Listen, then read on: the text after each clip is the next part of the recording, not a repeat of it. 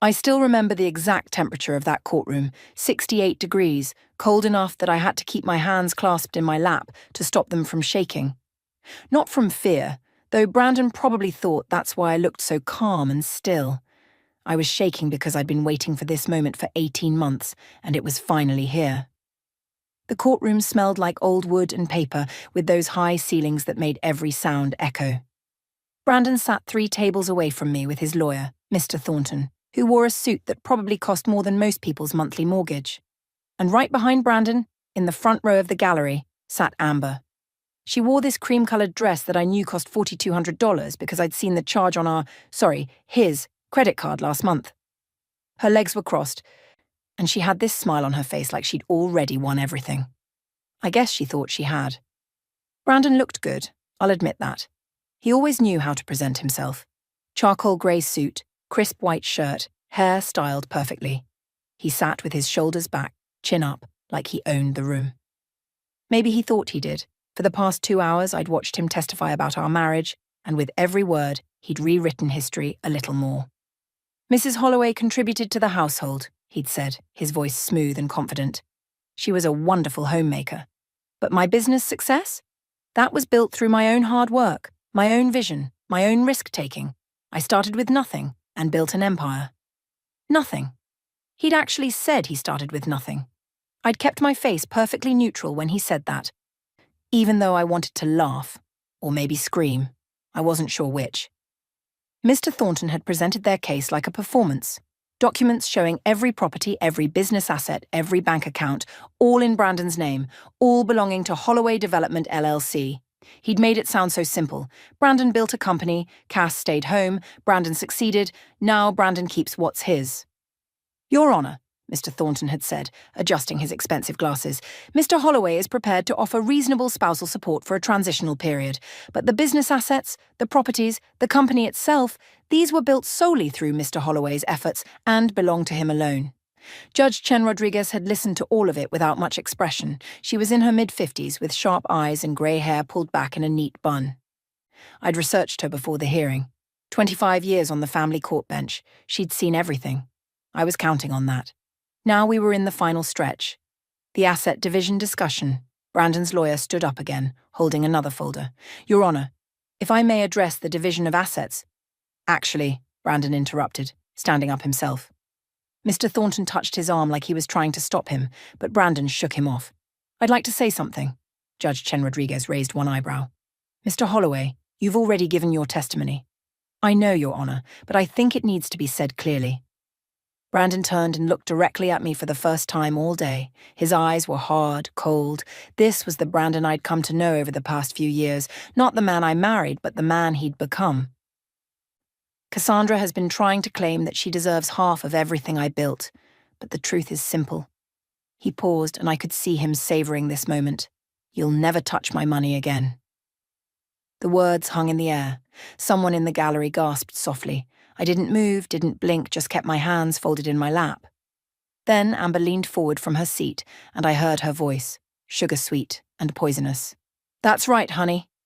She actually called him honey. In court, during his divorce hearing. The confidence it took to do that, it was almost impressive. Brandon smiled, that same self-satisfied smile he'd been wearing all day. Mr. Thornton looked uncomfortable, shuffling his papers, but he didn't contradict his client. Why would he? Brandon was paying him a fortune to win this case. Judge Chen Rodriguez looked at me. Mrs. Holloway, do you have a response? I could feel everyone watching me. Brandon probably expected me to cry or get angry or make a scene. The old Cass might have, but I wasn't her anymore. No, Your Honour, I said quietly. I'll let my evidence speak for me. Walter Pierce, my attorney, stood up beside me. He was 61 with kind eyes and a gentle manner that made people underestimate him. He'd done this job for 35 years, and he was very, very good at it. Your Honour, Walter said, before we conclude today's proceedings, I have some additional documentation that I believe will be relevant to your ruling. He walked forward and handed a sealed manila envelope to the bailiff, who carried it to the judge. It was thick, maybe 20 pages inside. I'd sealed it myself last night, my hands steady even though my heart was racing. Judge Chen Rodriguez took the envelope, looking at it curiously. What is this, Mr. Pierce? Evidence that addresses Mr. Holloway's claims about the origin and ownership of his assets, Your Honour. I thought it best to present it directly to you for review. The judge broke the seal and pulled out the documents. I watched her face as she began to read. First page, second page, her expression didn't change. Third page, something shifted. Her eyebrows drew together slightly. Fourth page, fifth page, and then she laughed. It wasn't a big laugh, but in that quiet courtroom, it sounded like thunder. A genuine, surprised laugh that made her eyes crinkle at the corners. She looked up from the papers directly at Brandon, and her smile was sharp as glass. "Checkmate," she said. I felt something break open in my chest. Relief, triumph, maybe just the release of 18 months of holding my breath. Brandon's smile vanished like someone had flipped a switch. "What? What is that?" Mr. Thornton leaned over, trying to see the documents, but Judge Chen Rodriguez held them close. She was still reading, and now her expression had shifted from amused to something more serious. Focused. "Your Honour, I object to—" Mr. Thornton started. "You haven't seen what you're objecting to yet, Counselor," Judge Chen Rodriguez interrupted, not looking up from the papers. She read for another full minute while the courtroom held its breath. Then she set the documents down carefully and looked at Mr. Thornton. "We're going to need to see your client's response to these documents, and I suggest you review them very carefully before we reconvene." "Your Honour, what—" Brandon's voice cracked. Actually cracked. I'd never heard him sound like that, not in 15 years of marriage. "Tomorrow morning, 9 a.m., the judge said firmly. "I'm ordering a recess to give both parties time to review this new evidence. Mr. Pierce, please provide copies to opposing counsel." Walter handed a second envelope to Mr. Thornton, who took it like it might explode. "Court is adjourned until tomorrow." Judge Chen Rodriguez stood, gathering the documents. "What the hell is in that envelope?" Brandon demanded, his voice loud now, panicked. He grabbed Mr. Thornton's arm. What did she give the judge? But I could see Mr. Thornton's hands shaking as he opened the envelope and pulled out the copies. His face went pale as he read the first page, then the second. Then he looked at Brandon with an expression I recognized, the look of someone who'd just realized they'd been played. Amber stood up in the gallery trying to see what was happening. "Brandon? What's going on?" Brandon didn't answer her. He was staring at me now, really seeing me for the first time in years, and I watched the realization dawn in his eyes that maybe, just maybe, he'd made a terrible mistake. I stood up, smoothed my simple navy dress, and picked up my purse. Walter touched my elbow gently. "Well done," he whispered. I didn't smile, not yet. But as I walked out of that courtroom, past Brandon's frozen face and Amber's confused expression, past the whispers starting in the gallery, I felt something I hadn't felt in a very long time. I felt like myself again. The first time I met Brandon Holloway, I was 23 years old, and he spilled coffee all over my presentation binder. It was at a networking event for small business owners and professionals. I'd been working at Fisher & Associates accounting firm for 2 years, and my boss had sent me to meet potential clients. I'd prepared this whole packet about our services, spent hours making it perfect, and then this guy in paint-splattered jeans backed into me while gesturing wildly about some property deal, and boom, coffee everywhere. "Oh God, I'm so sorry," he said, grabbing napkins and making it worse by smearing the coffee around. "I'm such an idiot. I wasn't looking where I was. Here, let me—" "It's okay," I said, trying to salvage what I could. Most of the pages were ruined. "It's not okay. I just destroyed your—" "What is this?" He picked up one of the dry pages. "Investment analysis services? Are you an accountant?" "I work for one." His whole face lit up. "Really? Because I actually really need to talk to an accountant. Like, desperately. I'm trying to start a real estate development business, and I have no idea what I'm doing with the financial side." That was Brandon at 27. Enthusiastic, a little clumsy, full of big dreams, and absolutely terrible at managing money.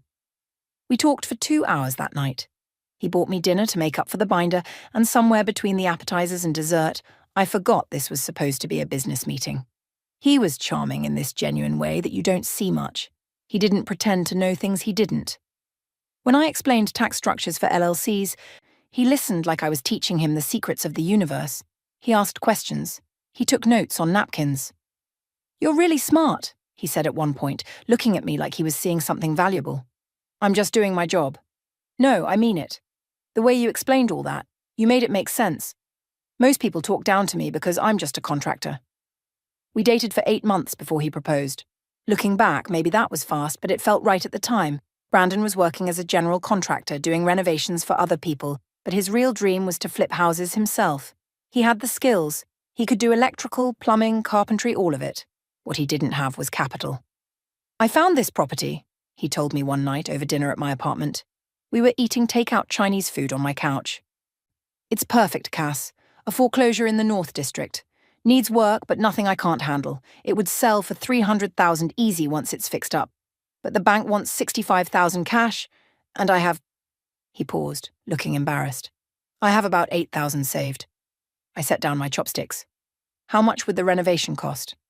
"I can do most of the labor myself. Materials, permits, maybe $20,000. 25 to be safe. So you need about 90,000 total." "Yeah," he laughed, but it sounded hollow. "Might as well be 9 million. No bank is going to give me that kind of loan with no collateral and no track record." I didn't say anything right away. I was doing math in my head. I had $53,000 in my retirement account. I'd been building it since I started working at 19, putting away every spare dollar. My parents had taught me to always have savings, always plan ahead. "What if I helped?" I heard myself say. Brandon looked at me. "What?" "I have money saved. Not all of it, but most of what you'd need for the down payment. If you're serious about this..." "Cass, no, I can't take your savings. You wouldn't be taking it. It would be an investment. In our future." Our future. I said it so easily, like I could see the whole path laid out ahead of us. We got married 3 months later at the courthouse, just us and 2 witnesses we pulled in from the hallway. Nothing fancy. We were saving money for the business. I wore a white sundress I already owned. Brandon wore the one good suit he had. 2 weeks after the wedding, I withdrew $47,000 from my retirement account. The penalties hurt, but Brandon was right about the property. We bought it, he renovated it himself over 4 months, and we sold it for $285,000. After expenses, we cleared $90,000 in profit. "We did it," Brandon said the day the sale closed, picking me up and spinning me around in our tiny apartment kitchen. "We actually did it, Cass." We. I loved that he said we. The second flip went even better, then the third. By year 2, Brandon had quit contracting for other people entirely. By year 3, we had a crew. By year 5, we had an office. I ran everything behind the scenes. I registered Holloway Development LLC with the state. I set up the accounting systems. I negotiated with contractors when Brandon was out looking at properties. I managed the permits, the inspections, the endless paperwork that comes with real estate development. But somewhere around year 7, things started changing. It was subtle at first. Brandon started going to business events without me. "You should stay home, relax," he'd say. "You work too hard." When we were out with his business associates, he'd introduce me differently. Not, "This is Cass, my partner," but "This is my wife, Cassandra." Just his wife.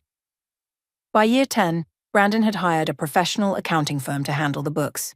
"No offense, babe," he said when he told me, "but we're getting big enough that we need a real CFO." "I have an accounting degree," I reminded him. I know, but you never got your CPA license, and these guys have experience with companies our size. Plus, now you can finally just relax. Enjoy life. You've earned it. Earned it. Like I'd finished some job I'd been hired to do. I should have fought harder. Should have insisted on staying involved. But Brandon was so confident, so sure of himself, and part of me believed him. Maybe I had been working too hard? Maybe it would be nice to step back. By year 12, Brandon had completely rewritten our history in his mind. At parties, he'd tell the story of starting his company from nothing. He'd talk about his first flip like it was all his idea, his money, his risk. Once I corrected him in front of his friends. "Actually, I provided the initial investment," I said lightly. Brandon laughed. "Cass helped out a little at the beginning, sure. But you know what they say, it takes money to make money. I'm just glad I was able to pay her back and then some with the life we have now." Paid me back, like I'd given him a loan instead of building a business together. That's when I started noticing other things. Late nights at the office. A new secretary named Amber who was 29 and looked like she'd stepped out of a magazine. Mysterious charges on the credit card. Flowers I never received. Dinners at restaurants we never went to together. I could have confronted him. Maybe I should have. But something stopped me. Instead, one afternoon when Brandon was traveling for business, I drove to First National Bank and rented a safety deposit box. Box number 847.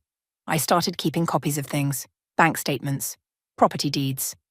The original LLC paperwork with my name on it as co-founder. I didn't know what I was preparing for exactly. I just knew that the man I'd married, the one who spilled coffee on my binder and listened to me explain tax law like it was poetry, was gone, and the man who replaced him didn't see me at all. The text message that changed everything came on a Tuesday afternoon in April. I wasn't snooping. That's what I told myself anyway. Brandon had left his phone on the kitchen counter while he showered, and it lit up with a notification. I glanced at it the way you glance at anything that makes a sound. Can't wait to see you tonight, baby. Wear that thing I bought you. The sender was saved as A. Sinclair, office. My hands went numb. I stood there holding a dish towel, staring at that screen until it went dark again. Then, I very carefully set down the towel, walked to our bedroom and closed the door. I didn't cry. That's the strange part. I sat on the edge of our bed, the bed I'd picked out, in the house my retirement money had helped build. And I felt nothing. Or maybe I felt everything at once and it all cancelled out into this flat, quiet emptiness. Brandon came out of the shower 20 minutes later, singing some song under his breath. He kissed the top of my head as he passed. I've got a late meeting tonight, babe. Don't wait up. Okay, I said. He didn't even look at me closely enough to see that something had broken. That night, after Brandon left for his meeting, I did something I'd never done before. I followed him. He drove to the Pearl District, the expensive part of downtown with the converted warehouses and trendy restaurants. I stayed 3 cars back, my heart hammering so hard I could feel it in my throat. He parked in front of a new high-rise called the Meridian and walked inside like he owned the place. I waited 30 minutes, then walked into the lobby. The doorman barely glanced at me. I'm here to see the Sinclair residence, I said, amazed at how steady my voice sounded. 1204. Elevators are to your right. 1204. I didn't go up. I didn't need to. I walked back to my car and sat there for 2 hours watching the lit window on the 12th floor. At 10:30, I drove home. Brandon came back at 1 in the morning. I pretended to be asleep. The next morning, I opened that safety deposit box at First National Bank, and I began to build something. Not a case, not yet. A foundation. First, I pulled every piece of paper related to Brandon's business that I could find in our home office. He'd stopped letting me into the downtown office years ago, but he was careless at home. I found contracts, property deeds, bank statements dating back to our early years. I made copies of everything at the library, using different locations each time so no one would notice. Then I started visiting the county recorder's office. Every property Brandon had ever bought, sold, or developed, it was all public record. I requested copies of every deed, every title transfer, every LLC filing for Holloway Development. The woman at the records desk got to know me. Another property search, Mrs. Holloway. Just being thorough, I'd say with a smile. What I found was interesting. Very interesting. Every property, every asset, everything was registered in Brandon's name alone. At some point, I traced it to year 8 of our marriage. He'd restructured the business. The original LLC that I'd co-founded, that had both our names on it, had been dissolved. A new one had been created with just Brandon as owner. I'd probably signed something. I vaguely remembered him bringing home papers one night saying it was just routine paperwork for the accountants. I'd trusted him, but here's what Brandon had forgotten, or maybe never knew. We lived in a community property state. Everything acquired during a marriage belongs equally to both spouses, regardless of whose name is on the title. That business he thought was entirely his? I had a legal claim to half of it. Still, I kept digging. I created a spreadsheet tracking every property purchase, every sale, every profit. I cross-referenced the company's tax returns, which I found tucked in Brandon's desk drawer with the actual property records. And that's when I noticed something odd. The numbers didn't match. Properties that sold for $700,000 according to public records showed sale prices of $550,000 on the tax returns. Renovation costs were inflated. Income was consistently underreported. Brandon was committing tax fraud. I sat at my laptop in our kitchen looking at those numbers, and I felt something click into place. This wasn't just about a divorce anymore. This was about justice. I spent 3 months documenting everything. I created binders. Thick, organized binders with color-coded tabs and indexed sections, bank statements, property records, tax returns, photographs. I even tracked down some of our old contractors, the ones from the early days who remembered me. Of course I remember you, Cass, said Tommy Reeves, our first electrician. You negotiated my rates on that North District flip. Saved Brandon probably 10 grand with how you structured that deal. Would you be willing to write that down? Sign it? He looked at me for a long moment. You two splitting up? Looks that way. He's a fool. Tommy wrote out a statement and signed it. So did 3 other contractors. So did our original real estate agent, who remembered me finding that first property. I also started following Amber. She worked at Brandon's downtown office as his executive secretary, though from what I could tell, she didn't do much actual work. I watched her leave for 2-hour lunches, shopping with credit cards that had to be Brandon's. I photographed her entering and leaving the Meridian apartment building. I noted the dates, the times. Then one afternoon, I followed her to a car dealership. She drove away in a brand new Mercedes, $80,000 at least. I pulled the registration record the next week. The car was titled in her name, but the purchase had been made through one of Brandon's shell companies. Shell companies. That's when I really started digging. Brandon had created 3 separate LLCs that I could find. One was Holloway Development, the main company, but the others were called Summit Holdings and Riverside Properties Group. They looked like investment companies, but when I traced the money, I realized what they really were: places to hide assets. Properties purchased through these shell companies, rental income that never appeared on Holloway Development's books, cash payments that disappeared into accounts I couldn't access. And then there were the offshore accounts. I found evidence of them in an old email Brandon had left open on our home computer. A wire transfer to something called Cayman International Trust Services. $230,000 just vanished overseas. I photographed everything, documented everything, created a timeline that showed exactly when Brandon had started moving money, hiding assets, preparing for something. He'd been planning this, I realized. Maybe not the divorce itself, but he'd been protecting his wealth from me for years. He just didn't know I was watching. 6 months into my investigation, I met with a lawyer. Not just any lawyer. I'd researched divorce attorneys the same way I'd researched everything else. Walter Pierce had a reputation for being thorough, fair, and absolutely relentless when he needed to be. I brought my binders to our first meeting. Walter looked at them, then at me. How long have you been preparing this? 6 months. He opened the first binder, then the second. He read for 45 minutes without saying a word. Finally, he looked up. Mrs. Holloway, in 35 years of practicing family law, this is the most thoroughly documented case I've ever seen. Your husband has no idea what's coming, does he? No, I said. He thinks I'm just a housewife who spent his money. Walter smiled, and it wasn't a friendly smile. It was the smile of someone who'd just been handed a winning hand. Then let's show him exactly how wrong he is. 3 weeks later, I walked into Brandon's downtown office at 2 p.m. with a manila envelope. The receptionist at Holloway Development looked up when I walked in, and I saw the moment of confusion cross her face. Brandon's wife didn't come to the office. Brandon's wife stayed home. Mrs. Holloway, she said, uncertain. Is Mr. Holloway expecting you? No, I said calmly, but I need to see him. It's important. She picked up the phone and I heard her murmur something. A moment later, she nodded. He'll see you in his office. I walked down the hall I'd helped pay for, past the expensive artwork Brandon had bought, past the glass-walled conference room where 3 people stopped their meeting to watch me pass. I could feel their eyes following me. Brandon's office was at the end of the hall. The door was open. He sat behind a massive mahogany desk, and Amber was perched on the edge of it, laughing at something he'd said. She wore a skirt that was too short for an office, and heels that were too high for someone who actually worked. They both looked up when I appeared in the doorway. Cassandra. Brandon stood up quickly. Amber slid off the desk, suddenly very interested in the papers she was holding. What are you doing here? I stepped inside and closed the door behind me. Then I walked forward and placed the manila envelope on his desk. You're being served with divorce papers, I said. The colour drained from Brandon's face. Amber's mouth fell open in this almost comical way. What? Brandon's voice came out strangled. I'm filing for divorce. Those are the papers. You have 30 days to respond. Brandon grabbed the envelope and tore it open. His hands shook as he pulled out the documents. I watched him read the first page, then the second. His face went from pale to red. This is insane, he said. You're asking for half of everything, half of my company, my properties. You've lost your mind. Our company, I corrected quietly. Our properties. We've been married for 15 years, Brandon. Community property state. Everything acquired during the marriage belongs to both of us.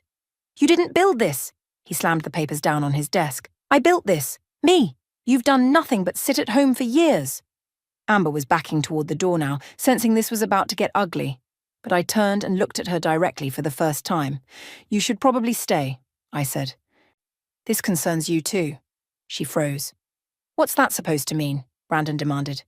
"It means that the apartment at the Meridian that's in her name, the Mercedes, all purchased with marital assets. I'll be asking for those back too." Amber's face went white. "I don't know what you're—" 1204 Meridian Tower, black Mercedes, license plate JKL 4782. Shall I continue? Brandon moved around his desk, trying to position himself between me and Amber. "You need to leave, Cass. Now, before you embarrass yourself further." "I'm not the one who should be embarrassed." I picked up my purse. "Your lawyer will need to respond within 30 days. I suggest you get a good one." "You'll get nothing," Brandon shouted as I reached the door. His voice was loud enough that I knew everyone in the office could hear. "You hear me? Nothing. I'll fight this with everything I have." I didn't respond. I just walked back down that hallway, past all those staring faces and out to my car. My hands were shaking when I started the engine, but it wasn't fear. It was adrenaline. The next 3 months were a blur of legal preparation. Walter filed all the necessary paperwork. Brandon hired Thornton and Associates, one of the most expensive divorce firms in the state. They filed motion after motion, trying to delay, trying to intimidate. Brandon changed too. He stopped trying to be civil. He had our joint bank accounts frozen, which didn't matter because I'd opened my own account months ago. He had the locks changed on our house while I was out, which was fine because I'd already moved into a small apartment across town. He also started running his mouth to anyone who would listen about how I was trying to steal everything he'd worked for. Then came the court date. I dressed carefully that morning. Navy blue dress, simple and professional, minimal jewelry. I wanted to look competent, not flashy. Walter met me outside the courthouse. "Ready?" he asked. "Yes." The hearing started at 9. Judge Chen Rodriguez presided, looking stern and efficient. Brandon arrived with Mr. Thornton and an assistant carrying boxes of documents, and right behind them, wearing that cream-coloured dress, came Amber. "Is she allowed to be here?" I whispered to Walter. "Public hearing," he murmured back. "Anyone can attend." The first 2 hours were procedural. Asset lists, property valuations, financial disclosures. Mr. Thornton presented their case methodically. Everything in Brandon's name, everything belonging to Holloway Development LLC. Cass was just a spouse, a dependent, entitled only to basic support. Then Brandon took the stand. Mr. Thornton walked him through their narrative. How Brandon had started with nothing. How he'd built his business through his own hard work and vision. How I'd been a homemaker, supportive but not involved in the actual business. "And Mrs. Holloway's financial contribution to starting your business?" Mr. Thornton asked. "There may have been a small loan early on," Brandon said as if he couldn't quite remember. "But that was repaid long ago through the lifestyle I provided." "A loan." He called my retirement money a loan. Walter cross-examined him carefully. He established timelines. He got Brandon to confirm he'd had no money when we married. He walked Brandon through the early years, and with each question, Brandon's answers got more defensive. "I built this myself," Brandon insisted. "Every property, every deal. That was my vision, my execution. And the bookkeeping, the permit applications, the contractor negotiations. I had help with administrative tasks, sure, but the real work. Was your wife's contribution worth $47,000? I told you that was repaid." Walter produced the bank records showing no repayment. Brandon stumbled, said something about the repayment being in kind through supporting me. His lawyer objected. The judge overruled it. Then Walter showed the original LLC documents with my name as co-founder. Mr. Thornton argued that the business had been restructured years ago, that I'd signed documents agreeing to the change. "I see," Walter said, not pushing further. I could see Brandon relax slightly. He thought he'd won that point. During the lunch recess, Brandon made his mistake. We were standing outside the courtroom. Amber was with him, hanging on his arm like she belonged there. I stood with Walter reviewing notes, and Brandon, feeling confident, walked past us on his way back in. He stopped, turned, looked directly at me. "You know what, Cass?" His voice was loud enough that people turned to look. "You can bring all the paperwork you want, you can have the best lawyer money can buy, but the truth is simple and everyone in that courtroom knows it." He stepped closer, his face filled with contempt. "You'll never touch my money again." The hallway went quiet.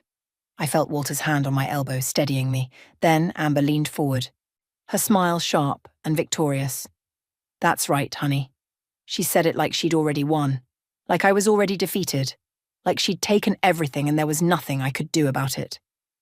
Brandon turned and walked into the courtroom, Amber trailing behind him like a prize he'd won. Walter looked at me. "You okay?" "Perfect," I said, and I meant it. When court reconvened, Judge Chen Rodriguez asked if there was any additional evidence before she recessed for deliberation. Walter stood. "Yes, Your Honor. I have one more piece of evidence that I believe will be crucial to your ruling." He walked forward with the sealed envelope I'd prepared last night. My hands had been steady as I'd placed everything inside, checking twice to make sure it was complete. The judge opened it, started reading. And then she laughed.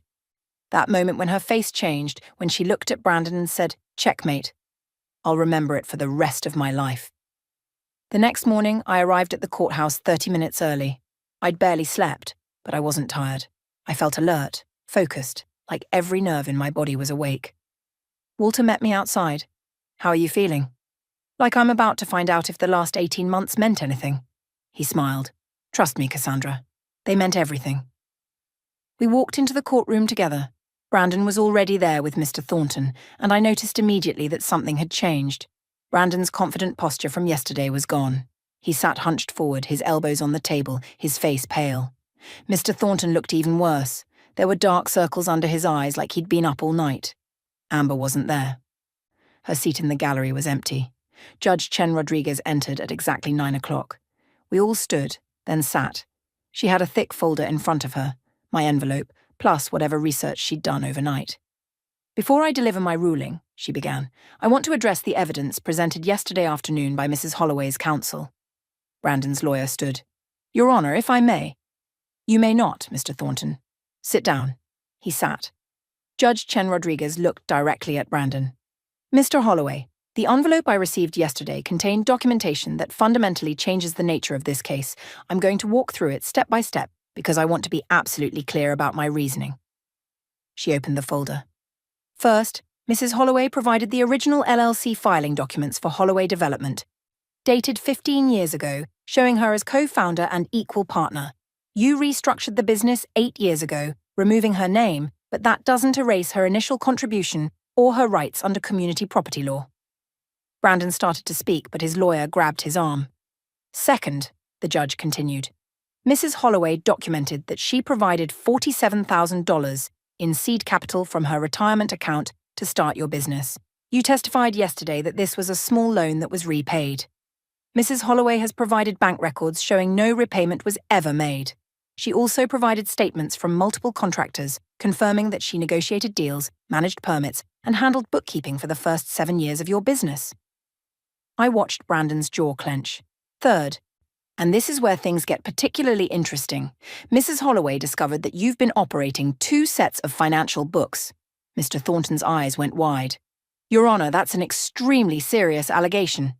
It's an extremely serious crime, Mr. Thornton. Judge Chen Rodriguez pulled out several pages. Mrs. Holloway provided copies of your company's tax returns for the past 5 years, which she found in your shared home office. She then cross-referenced these returns with public property records, showing actual sale prices, actual purchase prices, and actual transaction dates. She looked at Brandon over her reading glasses. The numbers don't match, Mr. Holloway. Properties that sold for $700,000 show sale prices of $550,000 on your tax returns. Renovation costs are consistently inflated. Income is systematically underreported. You've been committing tax fraud for at least 5 years, possibly longer. The courtroom was absolutely silent. But that's not all, the judge continued. Mrs. Holloway also discovered 3 shell companies you created, Summit Holdings and Riverside Properties Group among them. You've been funneling assets through these companies to hide them from taxation and presumably from your wife in anticipation of divorce proceedings. Brandon's face had gone from pale to grey. She also found evidence of an offshore account in the Cayman Islands containing at least $230,000 in unreported funds. Mr. Thornton stood up shakily. Your Honor, these are allegations that should be addressed through proper channels. They have been, Mr. Thornton, because here's the final piece of evidence Mrs. Holloway provided. Judge Chen Rodriguez held up a document. 3 weeks before filing for divorce, Mrs. Holloway submitted a detailed whistleblower complaint to the Internal Revenue Service, documenting your client's tax fraud with the same thoroughness she's documented everything else. My heart was pounding so hard I could hear it in my ears. The IRS has opened a formal investigation into Mr. Holloway's finances. Mrs. Holloway, as the whistleblower, is entitled to between 15 and 30% of any funds the IRS recovers. Given the scale of the fraud documented here, that could amount to several $1 million. Brandon made a sound like all the air had been knocked out of him. Now, let's address the asset division, Judge Chen Rodriguez said. Normally, in a community property state, marital assets are split 50-50. However, when one spouse has actively attempted to defraud the other spouse by hiding assets and creating false financial records, the court has discretion to adjust that division. She looked at me, and I saw something like approval in her eyes. Mrs. Holloway provided evidence that in the 6 months prior to filing for divorce, Mr. Holloway transferred significant assets into his girlfriend's name, an apartment at the Meridian Tower valued at $400,000, a Mercedes valued at $80,000, and various other purchases totaling approximately $150,000. These transfers were made with marital funds during the marriage and represent a clear attempt to hide assets from divorce proceedings. Amber. The judge was talking about Amber. Under the law, I'm voiding all transfers made to Miss Amber Sinclair. The apartment, the vehicle, and all other assets will be returned to the marital estate for division. Miss Sinclair will need to vacate the apartment within 30 days. I thought about Amber's empty seat in the gallery. She must have known this was coming. As for the division of marital assets, Judge Chen Rodriguez continued, I'm awarding Mrs. Holloway 65% of all marital property, including real estate, business assets, and financial accounts. This includes 65% ownership in Holloway Development LLC and all subsidiary companies. Brandon's lawyer was frantically writing notes, but Brandon himself just stared at the table. Mrs. Holloway will retain full ownership of the marital home. Mr. Holloway will pay spousal support in the amount of $12,000 per month for a period of 10 years. And given Mr. Holloway's attempts to hide assets and defraud both his wife and the federal government, I'm ordering him to pay Mrs. Holloway's legal fees in full. The judge set down her papers and looked directly at Brandon. Mr. Holloway, I suggest you retain excellent criminal counsel. The IRS investigation is just beginning, and based on the evidence I've reviewed, you're facing serious federal charges. This court's ruling today is the least of your problems. She brought down her gavel. Case concluded. I sat there, not quite believing it was over. Walter put his hand on my shoulder and squeezed gently. Brandon stood up slowly like he'd aged 10 years in 10 minutes. He looked at me across the courtroom, and for just a second, I saw the man I'd married, confused, lost, realizing too late what he'd thrown away. Then his expression hardened back into anger. He turned and walked out with Mr. Thornton trailing behind him, already talking rapidly about appeals and options. But there wouldn't be any appeals. We both knew it. The evidence was too solid, the fraud too clear. Outside the courthouse, the sun was shining. It was a beautiful spring morning, the kind where everything feels possible. You knew exactly what you were doing from the beginning, didn't you? Walter asked. I thought about that safety deposit box, about the months of careful documentation, about every photograph and bank statement and property record I'd collected. He taught me everything I needed to know about business, I said. He just forgot that I was paying attention. 6 weeks later, the first transfer hit my new bank account, $7.2 million. My 65% of the liquid assets, minus Brandon's debts, which were considerable once the IRS started digging. I sat in my small apartment looking at that number on my laptop screen, and I didn't feel triumphant. I felt free. I used part of the money to start a consulting business. Not accounting. I'd had enough of numbers for a while. Instead, I helped women document their assets before divorce. I taught them what to look for, what to save, how to protect themselves. The business was called Checkmate Consulting. 6 months after the divorce was finalized, I got a letter from the IRS. Brandon's case had been settled. The government had recovered $8.3 million in unpaid taxes and penalties. My whistleblower reward was 30%, $2.4 million. Brandon had been right about one thing, I realized as I read that letter. I would never touch his money again, because now it was mine.